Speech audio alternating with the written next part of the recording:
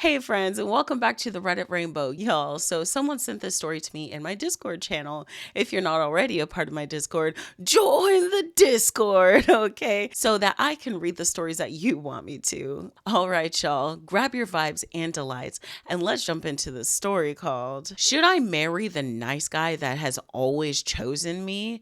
Y'all, let me get through the story and then I'll say what I need to say. Say what you need to say. All right, so this is an interesting subreddit. Ask old people advice. All right. I'm starting to feel frantic. I've been dating a man who I've known for 5 years. He has always had a crush on me, but I pushed him away. And while we became close friends, never was romantically in love with him. He asked me out in December of 2023 and we started dating. He has been so kind, gives me whatever I want, very generous, but I can't seem to shake this feeling where I feel like if I marry him, I'm settling. Even though I've given it a try, something about him triggers me, and although he's been super kind, we've had some problems.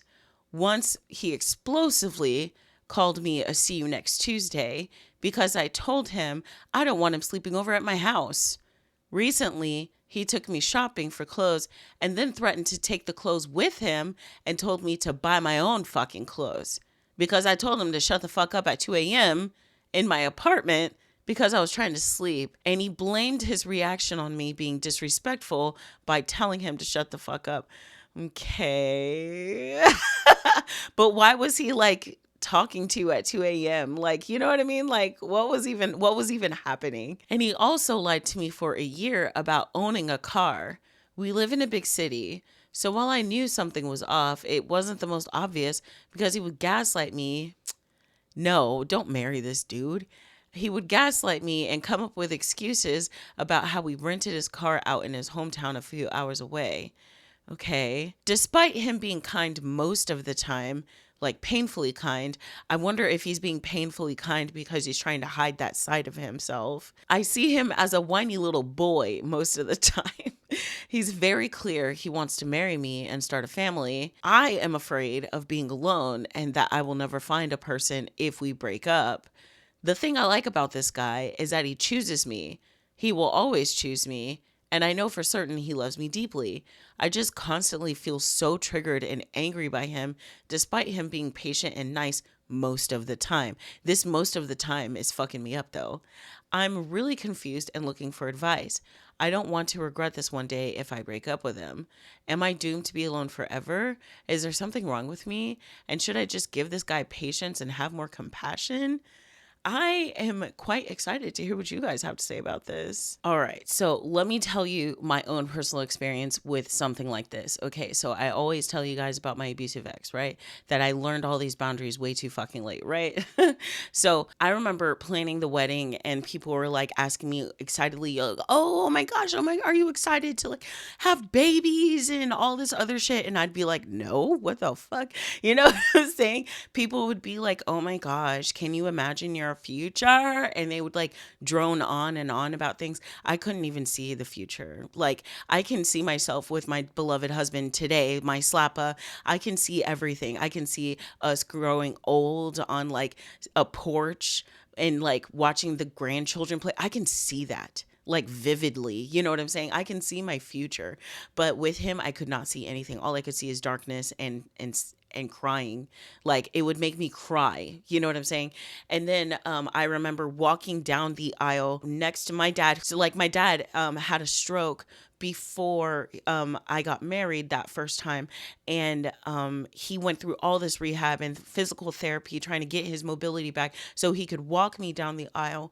And I remember we were in the bridal room and we were having our, daddy daughter moment. My dad, he had told me he had pulled around the family car, which is so awesome that my brother is restoring it, right? It's just a 98 Toyota Avalon, but my brother is like bringing it back to life and putting his own, brotherly twist on it. Anyway, my dad brought the car around and was like, we can leave right now. He was like, I don't care about the money that I've already spent. I don't care about anything about this dress, about these people. I don't give a single fuck about anybody. We can get in the car right now and I'll take you to a bar and we can drink it out. And I was like, I got this, daddy. And me and my dad took 2 shots each of tequila because like the wedding planner was like knew that I was feeling like really anxious.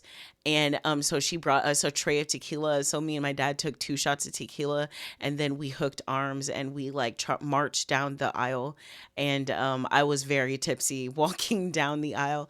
And we ended up divorced within two years. So don't do what I did. I saw all the red flags just like you have. See the red flags for what they are. Don't be like me. Don't be like all of us. All of the people who have the story that I do, the pain, the trauma that I have, the escape story that I have. You know what I'm saying? Don't be like me just because you're afraid to be alone. I'd rather be alone in a bed but surrounded by people who love and care about me than surrounded by someone who straight up triggers me by just existing. You know what I'm saying? Or that calls me a see you next Tuesday just because. Like 2 a.m. I want to hear about that context. But anyway, but regardless, though, nobody deserves that. And as I always say at my job, no one, but no one is paid enough to deserve abuse. So don't do it for free, okay? But anyway, all right, guys, let's read a couple comments. You can't be for reals. You have enough clarity to point out major red flags, and you're still asking for advice. You know what you need to do. Just do it. Just do it. Stop it. Get some help. But I guess that's exactly what they did, though, is that they did stop and then they got some help from Reddit. Even though it is glaringly obvious to us, when you're in it, you think you can handle it. You think it's going to be okay, but it's never okay. And it only ever gets worse. This person says, take it from an old lady, there are way worse things than being single. A well-known horsewoman named Basie Tankersley once said that her mother told her, when choosing a husband, don't choose one you can live with, choose one you can't live without. Don't consider marriage until you've been with someone for at least a year and you can't imagine living in a world without them in it. If you have to talk yourself into dating a guy, you definitely shouldn't marry him. Any man who uses derogatory language towards you is an instant no. If you make a habit of using such language, you are not ready for a serious relationship. Get yourself a good therapist and do some good work on yourself. I love it. All right, y'all. Man, I can't wait to hear what y'all have to say about this. I hope that she heeds all of the warnings, okay?